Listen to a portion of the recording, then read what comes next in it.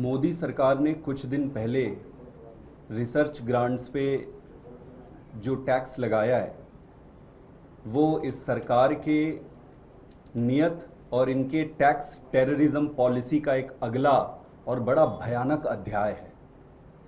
उन्होंने 2017 से retrospectively research institutions को जो ग्रांट्स दिए थे उन ग्रांट्स पर जीएसटी लगाने का प्रपोजल दिया है और सभी प्रीमियर इंस्टीट्यूट्स को और सारे इंस्टीट्यूट्स को एक शो कॉज नोटिस दिया है कि भाई 2017 से अभी तक आपको जितने भी रिसर्च ग्रांट मिले उसमें आपको जीएसटी पे करना पड़ेगा। लगभग 220 करोड़ के आसपास की जीएसटी का इन्होंने डिमांड किया है, जिसमें प्रीमियर इंस्टीट्यूट्स जैसे कि आईआईटी दिल्ली भी शामिल है। ये देश ही नहीं पूरी दुनिया के इतिहास में ये पहली बार हो रहा है कि आप रिसर्च ग्रांट पर जीएसटी लगा रहे हो। सरकार का ये आर्ग्यूमेंट है कि चूंकि रिसर्च एक सर्विस है और सर्विस प्रोवाइड कर रही है इसलिए उस पर जीएसटी लगनी चाहिए। ये बहुत ही हास्यास्पद आर्ग्यूमेंट है। रिसर्च जो अनुसंधान होता है वो ह्यूमन काइंड के लिए सर्विस होता है, ह्यूमैनिटी के लिए सर्विस होता है। आने वाले अनंत काल तक जीवन काल में सभी लोगों की सेवा के लिए जरूरी होता है रिसर्च R&D ये देश को आगे भी बढ़ाता है। तो देश के विकास जिस पर आधारित है, देश का विकास जिस पर आधारित है, उस पर आप जीएसटी लगा रहे हो। ये टैक्स टेररिज्म है, इसकी हम घोर निंदा करते हैं। और जो जीएसटी कमीशन की मीटिंग होने वाली है, अभी अगले कुछ दिन में होने वाली है, हम ये डिमांड करते हैं सरकार से कि आप इसको बिना शर्त वापस लीजिए। अगर आप वापस नहीं लेंगे तो आम आदमी पार्टी हर एप्रोप्रिएट फोरम पर इसकी विरोध में आवाज उठाएगी और इसको हर संभव प्रयास करेगी कि इसको सरकार वापस ले। दोस्तों, ये बहुत ही अजीब परिस्थिति है। जो जीएसटी लगाने की बात जिस पर ये कर रहे हैं, आप देखोगे कि जो रिसर्च की फंडिंग होती है उसका यूज किस पे होता है।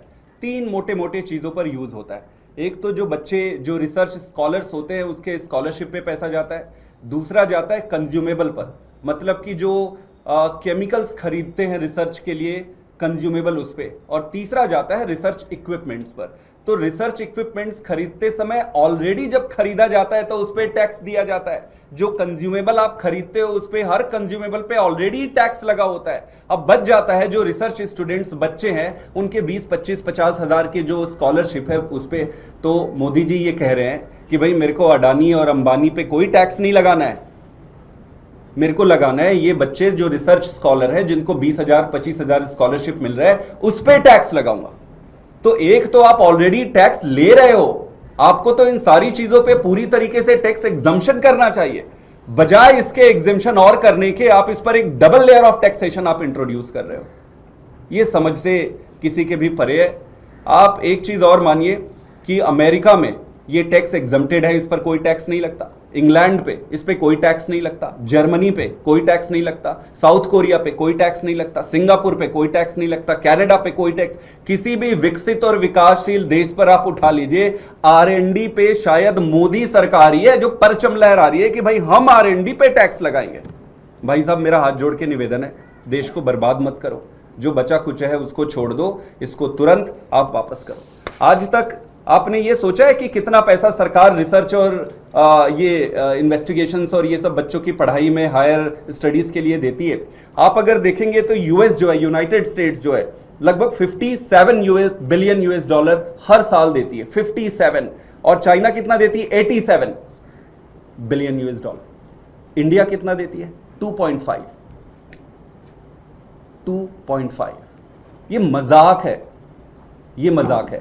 तो एक तरफ तो आप पैसे दे ही नहीं रहे हो, दूसरी तरफ जो पैसे दे रहे हो उस पे आप टैक्स लगा रहे हो। ये कैसे पॉसिबल है? आपकी जो रिसर्च कम्युनिटी है, जो बच्चे हैं, जो रिसर्च कम्युनिटी है, साइंटिस्ट है, ये अपने रिसर्च के हॉरिजॉन को बढ़ा रहे हैं। आजकल नए नए क्षेत्र पे वो एम्बिशियस रिसर्च कर रहे हैं, उनमें भावना है कि वो बहुत अच्छा करें।